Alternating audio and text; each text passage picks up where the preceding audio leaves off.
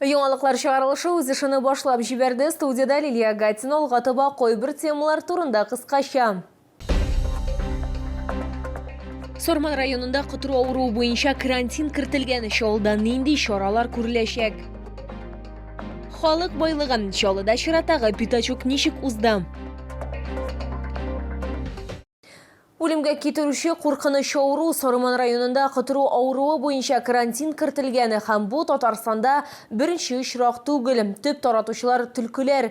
Есігізге түшірем, Чалы ветеринарлары қырғый хайванларға кытыруу ауруынан вакцинация өткергеннер. Шәһәрдә тагын нинди чаралар күреләчәге һәм бу ауруның ни дәрәҗәдә куркыныч булуы турында киләсе минутларда сөйләрбез.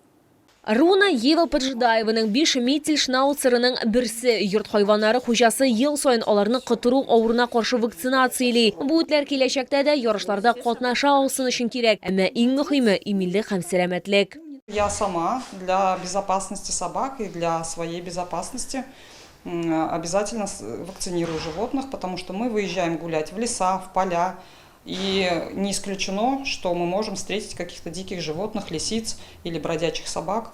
И все равно это какой-то риск определенный есть.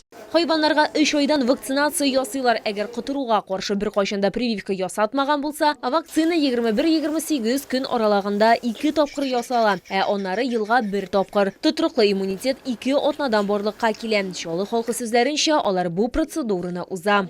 Обязательно вакцинируем. Вакцинированы у меня все, и собаки, и кошки. У меня на секундочку 7 собак, 1 кот. Все вакцинированы и от бешенства, и комплексной прививки. Это в первую очередь безопасность моей семьи, моих собак. Шул ук вакытта ул хайваннар өчен дә, кешеләр өчен дә куркыныч. Ветеринария табиблары сүзләренчә, бердән-бер саклану чарасы үз хайваныңны кытыруу авыруына каршы вакцинацияләү. Бешенство – это неизлечимое заболевание, оно 100% приводит к смертельному исходу и у человека в том числе. Татарстанда инде 12 районда кытыруу авыруына каршы карантин кертилгән. Чагыштыру өчен узган ел бер генә чиракта ачыкланмаган. Бу кытыруучыларына карантин кертелә хуҗалыкларга, анда выставкалар, продажалар тыела. Шулай ук терлекчеләр продукциясенә һәм аны куллануга катгый контроль сакланачак. Лилия Гатина, Эльмира Гайнетдинова, Кирилл Хабзей, Яңалыклар. Россияда йөрәк-кан тамырлары ауруларын профилактикалау атналыгы уза. Ашыгыч медицина ярдәме хастаханәсе табиблары, кардиологлары сүзләренчә, пациентлар саны арта бара. Ярты елда медицина учреждениесында 4000-нән артык кеше дәваланган. Бу узган елның шушы чоры белән чагыштырганда 500 пациентка күбрәк. Моннан тыш йөрәк-кан тамырлары аурулары яшәрә. Бу хакта киләсе минутларда. Сюда поворачиваем. Сейчас посмотрим сосудики. Наталья Михайлова муен кан тамырларына үзи үтәргә килгән. Ул югары кан басымыннан интегә. Бывает и за 200, но это бывает редко, в зависимости от усталости, от нервных этих срывов, там повышается давление. Наталья Михайлова тикшерүләргә карар кыла һәм ашыгыч медицина ярдәме хастаханәсенең кардиология бүлегенә ята. Бүлек мөдире Роман Джумабаев сүзләренчә, кан тамырларына ультратауышлы диагностика беренче чиратта атеросклероз авыруын ачыклауга юнәлтелгән. Пациентам старше 50 лет мы рекомендуем УЗИ проходить раз в год. В БСМП существует программа, то есть пациенты к нам приходят, получают 4 вида ультразвуковых исследований. Табиб-кардиолог сүзләренчә, йөрәк-кан тамырлары авыруларына атеросклероз гына сәбәпче булмаска да мөмкин. Риск факторлары арасында аз хәрәкәтләнү, дөрес тукланмау, тәмәке тарту, аракы эчү һәм башкалар. Это загрудинные боли в груди, в области сердца. Эти боли могут отдавать или по-научному, по-медицински иррадировать в области руки, плеча, получается под левую лопатку. Авыру йөрәк җитешсезлегенә китерү ихтималы белән куркыныч, иң куркынычы үлем белән дә тамамланырга мөмкин. Девочки, ищем пульс для контроля. Әгәр сулыш нормада булса, разминка ясарга була. Кардиология бүлеге пациентлары өчен табиб күрсәтмәсе буенча дәвалау физкультурасы үткәрелә. Баштан ЛФК буенча инспектор алар белән палатада шөгыльләнә. 5нче көнгә аларны төркемләп шөгыльләнү залына чакыралар. Пациентлар аяк-кулларга төрле гимнастикалар ясый. Шулай ук белгечләр сулыш алу гимнастикасында ясата. Дыхательные упражнения даем для снижения нагрузки. Здесь улучшается у нас периферическое кровно-лимфообращение и идет постепенная адаптация сердечно-сосудистой системы к возрастающей нагрузке. Бодрость, во-первых. Во-вторых, уже нет таких болей, жжения и все прочее. Этого нету. Но еще немножко держится, конечно, такая тупая боль. Но я думаю, со временем это тоже пройдет.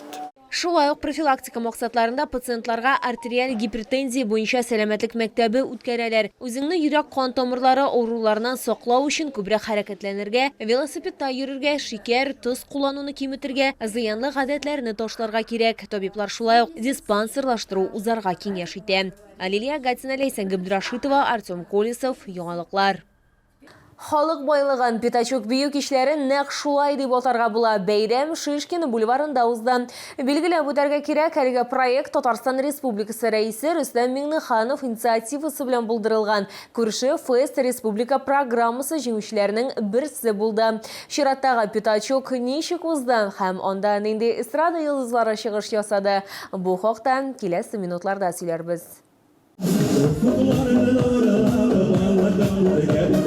Һәр артистны халык алкышлар белән каршы алды. Бер сәхнәдә татар эстрадасы йолдызлары Радик Шәрәфиев, Илнур Гомәров, Инзилә Салимова, Серназ Зайнетдинова, Руслан Керимуддинов чыгыш ясады. Алар үзләренең хитларын һәм яңа җырларын башкардылар. Баштан коркайны әзер яңгыр явыр дип инде барыбер яуса да, яумаса да үз чыгышыбызны ясыйбыз, җырлыйбыз, халыкны сөендерәчәкбез. Бүгенгә инде үзебезнең репертуардагы дәртле, бүген теге моңлы җырлар җырламабыз, дәртле җырларны җырларбыз, халыкны биетеп, җырлатып. Бер генә соңгы бәхет, шияләр җырларын алып килдем. Бик әйбәт кайф белән килдем. Шалга кергәндә яңгыр яуды ишеп, дворниклар да эшләп өлгермәде. Әмма ләкин нәкъ менә шуның хәлик энергетикалы халык тамашачы көтеп торган урында әйтерсең лә Аллаһ Тәгалә болытларны куып җибәргән дә, менә күреп торасы яңгыр яумый, Аллага шөкер. Бу Пятачокка инде мин үземнең җырларымны алып килдем, яңа җырларымны һәм халыкка таныш булганнарында халык җырларын шулар була. Шуларны җырлаячакмын. Пятачок бию кичләренең үз тарихы бар. Ул 70-80 елларда башланган. Ул вакытта зур темплар белән шоуны һәм автогигантны төзү эшләре бара. Бары тик 4 ел элек кенә шәһәрдә традицияне яңартырга булалар. Чираттагы Пятачокны оештырырга җыендык.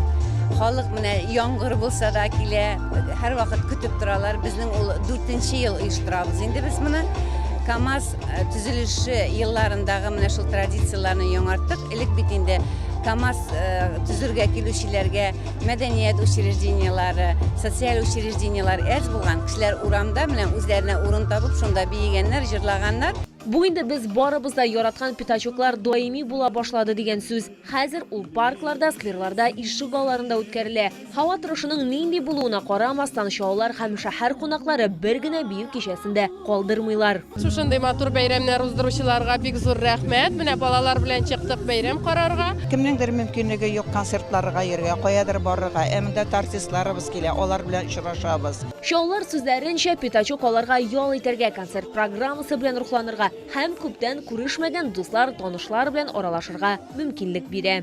Алилия Гатина, Эльмира Гайнетдинова, Кирилл Хабзей, Яңалыклар.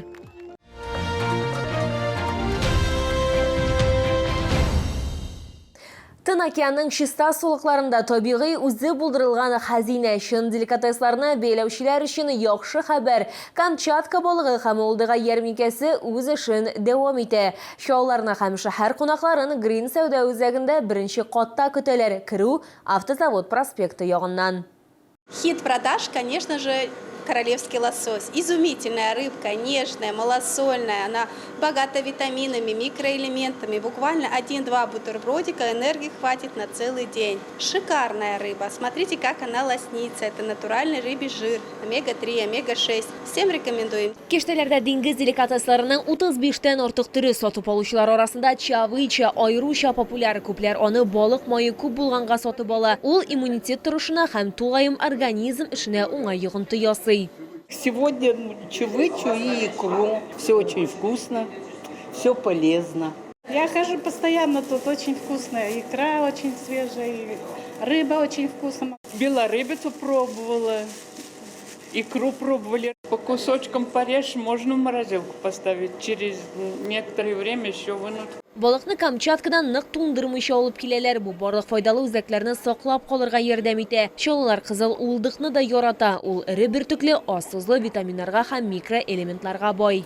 Шикарная икра, отборная, зернистая, слабосоленая, прям зернышко к зернышку, изумительная.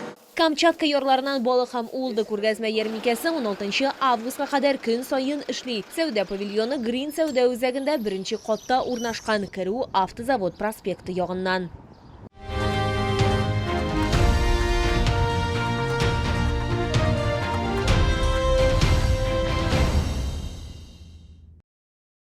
Бу сезгә җиткерәсе соңгы мәгълүматыбыз иде. Мин Лилия Гатина сезнең белән сау булашам. Исән-имин булыгыз.